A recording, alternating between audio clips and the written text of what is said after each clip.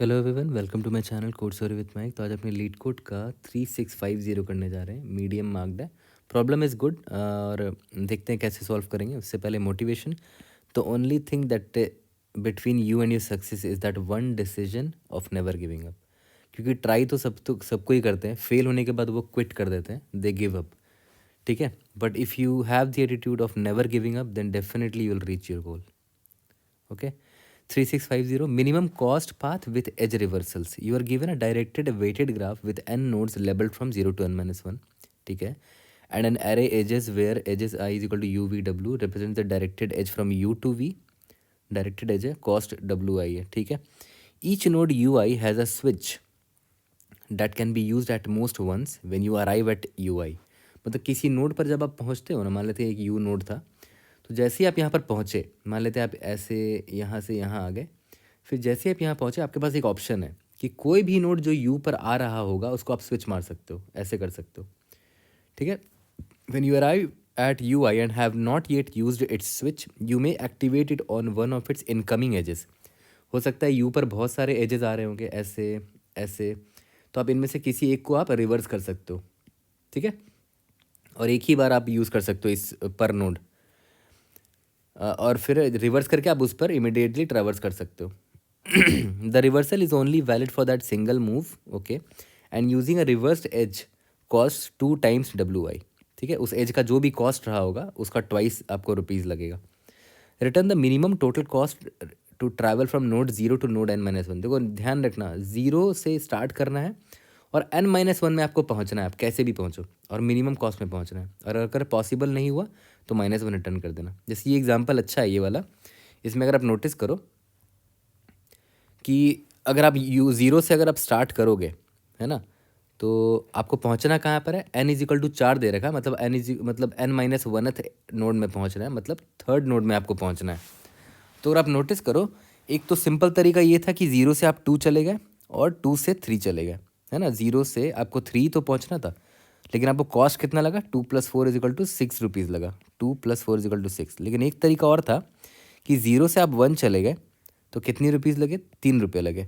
फिर 1 के पास जैसे आप पहुँचे ना, तो आपने देखा कि 1 के पास एक इनकमिंग एज है जिसको आप रिवर्स मार सकते हो, इसको, और रिवर्स मारोगे तो कितना कॉस्ट लगेगा, इस एज का जितना भी कॉस्ट है उसका ट्वाइस, यानी कि 1 × 2। तो 3 + 2 यानी कि 5 रुपीज़ लगा और आप 3 पर पहुंच गए। तो ऑब्वियस है 5 इज़ मिनिमम, इसीलिए आपका 5 मिनिमम है। तो काफ़ी अच्छा क्वेश्चन है, मतलब इंटरेस्टिंग है। देखते हैं कंस्ट्रेंट क्या है। n का वैल्यू 5 × 10⁴ दे रखा है, तो ऑब्वियस है n² की तरफ आप कोई भी सोल्यूशन नहीं ले जा सकते। एज का लेंथ भी 10⁵ है, बाकी वेट 1000 है एंड सो ऑन। ज़्यादा ठीक है, कुछ कंस्ट्रेंट में इतना खास नहीं दे रखा है। देखते हैं हमारा थॉट प्रोसेस क्या होगा। तो देखो, एक तो सबसे बड़ा सजेशन मेरा हमेशा के लिए यही रहेगा कि जब भी आपको वेटेड ग्राफ दिया जाता है प्रॉब्लम में, वेटेड ग्राफ होना चाहिए और जो वेट्स है ना वो ग्रेटर देन या इक्वल टू 0 होना चाहिए।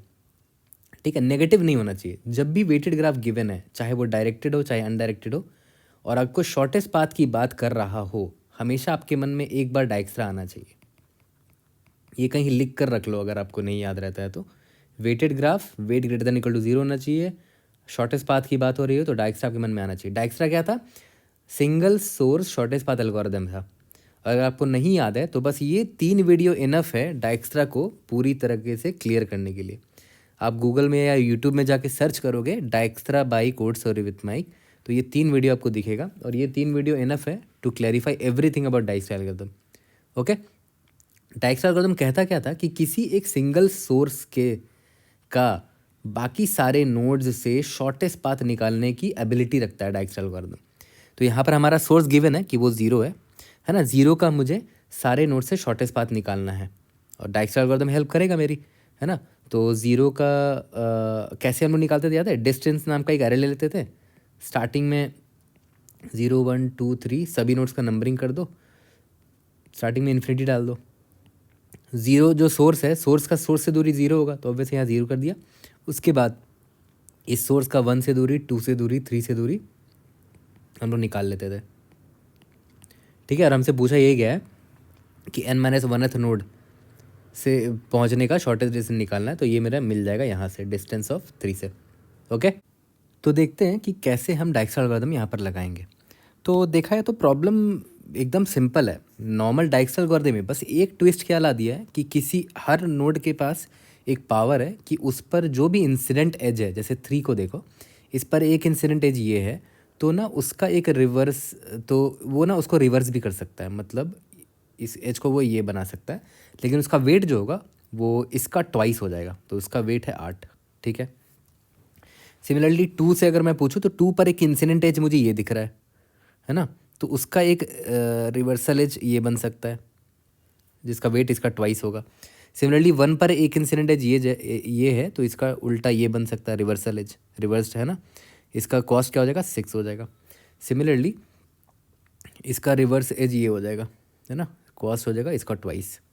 ओके, अब देखो हमें अल्टीमेटली करना क्या है कि गिवन सोर्स से मुझे नोड नंबर 3 का शॉर्टेस्ट पाथ ढूंढना है। तो डाइक्स्ट्रा एल्गोरिथम अभी भी काम करेगा। क्यों नहीं काम करेगा? कोई रीज़न ही नहीं है डाइक्स्ट्रा एल्गोरिथम अभी भी काम नहीं करने का। अगर मान लेते हैं मेरे पास एज गिवन था 0 से 1, तो मैं 1 से 0 भी एक एज डाल दूंगा यहाँ पर। देखो 0 से 1 था ना, 1 से 0 भी एक एज डाल दूंगा, बस उसका कॉस्ट वेट मैं एडजस्ट कर दूंगा, इसका ट्वाइस हो जाएगा वेट। ठीक है, तो डाइक्स्ट्रा एल्गोरिथम अभी भी तो काम करेगा, क्योंकि अभी भी देखो ग्राफ वेटेड ही है, अभी भी तो ग्राफ वेटेड है और कोई भी ऐसा एज नहीं है जिसका वेट नेगेटिव है, तो डाइक्स्ट्रा विल स्टिल अप्लाई। ठीक है, अब देखो ध्यान दो, अब आपके मन में आ सकता है कि 0 पर से आप मान लेते 1 गए, फिर 1 से आप वापस 0 तो नहीं चले जाओगे, तो डाइक्स्ट्रा कभी ऐसा होने ही नहीं देता। यही तो बात है ना, क्योंकि याद करो जब आप डाइक्स्ट्रा स्टार्ट करते हो तो 0 का 0 से दूरी 0 था, 1 2 3 बाकी से इन्फिनिटी था। ठीक है, अब देखो मान लेते हैं 0 से मैं 1 गया तो कॉस्ट कितना लगा, 3 रुपये। फिर 1 से अगर मैं वापस 0 पे चला जाऊँ तो 6 रुपये और लगेगा, यानी कि 0 से आप 1 गए, 1 से वापस 0 गए, तो 3 + 6 यानी कि 9 रुपये लगा। फिर डाइक्स्ट्रा देखता कि अरे 0 से 0 पहुँचने में तो 0 रुपीज़ लग रहा था, अभी 0 से 0 पहुँचने में 9 रुपीज़ लग रहा है, तो ऑब्वियस है 0 मेरे लिए मिनिमम है, तो मैं 0 को ही रखूँगा। तो डाइक्स्ट्रा में यही खास बात है, डाइक्स्ट्रा की यही खास बात है कि वो किसी भी नोड में पहुँचने का मिनिमम पाथ को ही ये रिस्पेक्ट करता है, बाकी को डिस्कार्ड कर देता है। ठीक है, तो नॉर्मल डाइक्स्ट्रा भी अगर मैं इसमें लगाऊंगा तो ये मेरे लिए ऑप्टिमल आंसर ही निकाल के देगा। डाइक्स्ट्रा की यही तो ब्यूटी है। डाइक्स्ट्रा बोलता है कि अगर मैंने किसी नोड को विजिट कर लिया है तो ये गारंटी है कि मैंने उसको शॉर्टेस्ट पाथ में ही रीच किया होगा, दोबारा उस नोड को मैं कभी ज़िंदगी में नहीं विजिट करूँगा। तुम डाइक्स्ट्रा किसी भी ग्राफ में चला के देख लो, हमेशा ऐसा ही होता है। अभी मैं आपको छोटा सा डायरन करके भी दिखा देता हूँ। मान लेते हैं डाइक्स्ट्रा मैंने स्टार्ट किया, सोर्स मेरा 0 है, 0 का कितना नेबर दिख रहा है मुझे, 0 से मुझे एक 1 जाने वाला एज दिख रहा है, 0 से एक 1 जाने वाला एज दिख रहा है, और 0 से एक 2 जाने वाला भी एज दिख रहा है, ये रहा ये वाला, है ना, 2 जाने वाला भी एज दिख रहा है। तो एक काम करते हैं, 0 से 1 वाला पहले एक्सप्लोर कर लेते हैं, फिर 0 से 2 वाले को एक्सप्लोर करेंगे। तो 0 से जब 1 गया तो देखो 1 पर जब ये पहुंचा तो कितना कॉस्ट लगा इसको, 3 कॉस्ट लगा, है ना, क्योंकि हमने अपने एडजेसेंसी लिस्ट में कुछ ऐसा स्टोर किया होगा। 0 मेरा सोर्स नोड है, 0 का नेबर कौन है, 1 है with the edge weight of 3 और 2 है with the edge weight of 2। ठीक है, तो 0 से जब पहले मैं 1 पर गया तो एज वेट 3 था ना, तो इसका मतलब क्या हुआ कि सोर्स से 1 में पहुंचने का शॉर्टेस्ट मतलब ये जो पाथ है वो 3 है ना। तो इसका मतलब क्या हुआ, और मैं देखूंगा कि यार 1 पर पहुंचने का शॉर्टेस्ट पाथ अभी तक इन्फिनिटी था, तो 3 उससे छोटा है, तो मैं 3 से अपडेट कर दूंगा। ठीक है, अब मैं 1 के पास आया। अब देखो ध्यान दो, 1 के पास कितने ऑप्शन है वो देखो। 1 से 0 वापस जाया जा सकता है बाय द कॉस्ट ऑफ 6, है ना, जो एज है उसका 6 है, और 1 से आप 3 जा सकते हो और उसका एज वेट 2 है। ठीक है, तो अब एक चीज़ ध्यान देना, मान लेते हैं 1 से अब मैं 0 की तरफ जा रहा हूँ, तो मैंने देखा कि 1 से मैं 0 जा रहा हूँ तो जो एज वेट है 6 है ना, और 1 पर पहुँचने में मुझे ऑलरेडी 3 रुपये लगे थे, अब मुझे 6 रुपये और लगेंगे, तो 3 + 6 यानी कि मुझे 9 रुपये लगेंगे वापस से 0 जाने में। फिर मैंने देखा अरे यार 0 पे पहुँचने का जो कॉस्ट है वो तो 0 है, ये 9 तो बहुत बड़ा वैल्यू है, तो मैं 0 को कभी अपडेट ही नहीं करूँगा दोबारा, है ना। यही डाइक्स्ट्रा की यही ब्यूटी है कि ये 0 नोड दोबारा कभी विजिट होगा ही नहीं, है ना। ठीक है, तो मैं इधर गया ही नहीं। फिर तो दूसरा क्या है, 3,2 देखते हैं। अगर 1 से मैं 3 जाऊँगा तो एज का वेट 2 है। ठीक है, 1 पर मैं आया था तो 3 रुपये लगे थे, और 1 से मैं 3 जा रहा हूँ, तो देखो मुझे 2 रुपये लग रहे हैं। 3 + 2 5 लग रहे हैं। इसका मतलब नोड नंबर 3 में पहुँचने में मुझे 5 रुपये लग रहे हैं। यहाँ पर मैं देख लेता हूँ नोड नंबर 3 में पहुँचने में कितने रुपीज़ लग रहे हैं, इन्फिनिटी। तो अब वैसे 5 छोटा है तो 5 मैंने अपडेट कर दिया, ठीक है। और जैसे ही मैं यहाँ 3 पर पहुँचा, मुझे और चेक करने का ज़रूरत ही नहीं है। मैं गारंटी डायरेक्शन ने गारंटी दे दी है कि तुम अगर किसी नोड पर पहुँचे हो तो वो शॉर्टेस्ट पाथ है। तो आप ब्लाइंडली आंसर यही से रिटर्न कर देना कि अगर आपका जो करंट नोड है वो exactly is equal to n-1 वाला नोड है, तो जो भी डिस्टेंस आपने निकाला है वो शॉर्टेस्ट डिस्टेंस होगा। 5 आपका आंसर होगा, ठीक है। तो देखा है तो प्रॉब्लम वाज एक्चुअली में वेरी इजी अगर आपको डाइक्सरा अच्छे से आता है तो, है ना। इसीलिए मैं बार बार स्ट्रेस दे रहा था स्टार्टिंग में कि डाइक्सरा ज़रूर से देख लेना, है ना। इसीलिए इस प्रॉब्लम का एक्सेप्टेंस रेट भी मैंने नोटिस किया कि हाई है थोड़ा, क्योंकि नॉर्मल डाइक्सरा बस लगाना है इसमें, ओके। तो अभी एक काम करते हैं, इसका कोड लिखते हैं और वहाँ पर सेम डाइक्सरा मैं लगाऊंगा, ठीक है। लाइन बाय लाइन में डाइक्सरा लिखूंगा जो मैंने ऑलरेडी पढ़ा रखा है, ठीक है। दोबारा मैं पढ़ाऊंगा नहीं क्योंकि टाइम लग जाएगा, इसीलिए ये वीडियो देख लेना। चलो कोड करते हैं, फिर इसको लेते हैं। सबसे पहले मैंने क्या बोला, एडजेसेंसी लिस्ट हमेशा सबसे पहले बना लेंगे। तो अनऑर्डर्ड मैप ले लेते हैं। इंट ये की क्या होगा, जो नोड होगा और नोड के करस्पॉन्डिंग किसके साथ कौन कौन इसका नेबर है वो स्टोर करेंगे। तो इंट कॉमा इंट, यहाँ पर इसका नाम एडजेसेंसी लिस्ट दे देते हैं। बट इस बार सिर्फ नेबर के साथ हमें एक्चुअली में नेबर और उसका जो एज का कॉस्ट है वो भी स्टोर करना पड़ेगा एक पेयर में, pair of int comma int में। तो यहाँ पर पेयर ना लिखने से अच्छा मैं बस पी लिख देता हूँ और मैं डिफाइन कर देता हूँ type def pair of int comma int को मैं पी लिखूँगा, ठीक है, ताकि कोड थोड़ा सा सिंपल लगे मेरा। तो मेरा अनऑर्डर्ड मैप यहाँ पर तैयार हो गया है और यहाँ पर ये वेक्टर ऑफ पेयर होगा क्योंकि मल्टीपल नेबर्स हो सकते हैं हर एक नोड के, ठीक है। For auto and edge in edges, int u is equal to edge of 0, int v is equal to edge of 1। u और v मिल गया और वेट भी निकाल लेते हैं, एज ऑफ 2, ठीक है। तो u से v एक कनेक्शन है तो ADJ of u dot push underscore back, ये v से कनेक्टेड है बाय द वेट wt, ठीक है। सिमिलरली हमने क्या बोला, एक रिवर्सल एज भी बनाएंगे, ADJ of v dot push underscore back u, लेकिन उसका वेट क्या होगा, ट्वाइस ऑफ ओरिजिनल वेट होगा, ठीक है। तो ये क्या है, मेरा रिवर्स्ड एज है, ओके। अब इसके बाद स्टार्ट करते हैं। डाइक्सरा एल्गोरिथम में हम हमेशा सबसे पहले प्रायोरिटी क्यू ले लेते थे, है ना। तो प्रायोरिटी क्यू मैंने ले लिया, देखो उसमें पेयर स्टोर करेंगे ना, इसीलिए प्रायोरिटी क्यू ऑफ पेयर, और ये मैक्स हीप है ना। डाइक्सरा एल्गोरिथम का वीडियो ज़रूर से देख लेना मेरा, वरना तो ये सब बहुत आसान लगेगा आपको। एक रिजल्ट नाम का वेक्टर ले लेते हैं जिसमें सोर्स का बाकी सारे नोड से दूरी स्टोर करेंगे। स्टार्टिंग में सभी की वैल्यू इंट मैक्स है, याद करो 0 का 0 से दूरी कितना होगा, 0 होगा, है ना, ठीक है। तो यहाँ पर लिख देता हूँ मैं कि result of i is equal to distance of source is equal to 0 with node i, okay. तो रिजल्ट 0 0 होगा और प्रायोरिटी क्यू में पुश भी कर दूंगा मैं कि भाई डिस्टेंस 0 था, किसका, 0 से, है ना।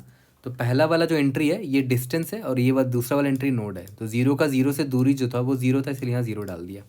अब वही खानदानी टेम्पलेट, जब तक प्रायोरिटी क्यू एम्प्टी नहीं हो जाता तब तक हम लोग वही अपना कांड करते रहेंगे। इंट सबसे पहले डिस्टेंस निकाल लेते हैं, P Q dot top dot first int node मेरा क्या होगा, P Q dot top dot second, और इसको पॉप कर देंगे, ठीक है। और मैंने क्या बोला था कि जैसे ही मुझे पता चला कि अच्छा ये नोड अगर n-1 के बराबर है, मतलब मैं पहुंच चुका हूँ अपने फाइनल नोड में, और मेरा रिजल्ट क्या होगा, रिटर्न जो भी मेरा रिजल्ट होगा, रिजल्ट ऑफ n-1, है ना। जो भी ये मेरा नोड है इस पर पहुंचेगा, मिनिमम डिस्टेंस इसमें होगा स्टोर, मैं वही रिटर्न कर दूंगा, ओके, ठीक है। और उसके बाद फॉर उसके सारे नेबर्स पे चलते हैं। For auto and P in ADJ of this node, इस नोड के नेबर पे चलेंगे। अगर अपना टारगेट नोड नहीं मिला है तो जाएंगे int ADJ node is equal to p dot first int distance, जो था डिस्टेंस अभी वेट है जो भी बोल लो, distance is equal to p dot second, okay. और वही वाला कोड है जब बस डाइक्सरा में लिख रहा हूँ कि अगर इस नोड से पहले एक्चुअली में नोड का नेबर है ना ये लोग, तो नोड पर आने का डिस्टेंस याद है क्या था, डी था जो मैंने ऊपर निकाला, और उसमें मैं ये डिस्टेंस अगर ऐड कर दूं तो मैं एडजेसेंट नोड पे पहुंच जा रहा हूँ, है ना, जो भी एडजेसेंट नोड है। अगर उसका वैल्यू छोटा निकला ए डी जे नोड पे पहुंचने के लिए ऑलरेडी जो भी रिजल्ट स्टोर हो रखा होगा, तो ऑब्वियसली मैं उसको अपडेट करूँगा, result of adjacent node is equal to D plus distance. Okay, और प्रायोरिटी क्यू में पुश कर देंगे, पुश करेंगे यहाँ पर डी प्लस डिस्टेंस कॉमा कौन से नोड पर है, एडजेसेंसी नोड। ओके, फिर लास्ट में अगर इस पूरे फॉर लूप में अगर हमें टारगेट नोड नहीं मिल पाया तो ऑब्वियस है, मतलब कभी आंसर मिल ही नहीं सकता, रिटर्न -1 कर देंगे। ओके, सबमिट करके देखते हैं। टाइम कॉम्प्लेक्सिटी वही होगा जो डाइक्स्ट्रा का होता है, ई लॉग वी, जहाँ पर E is equal to number of edges है और वी नंबर ऑफ वर्टिसीज है, और स्पेस कॉम्प्लेक्सिटी क्योंकि हमने एडजेसेंसी लिस्ट लिया है तो वी प्लस ई होगा। ठीक है, लेट्स सी, सबमिट करके देखते हैं। Great, we have pass all the test cases. See you in the next video, thank you.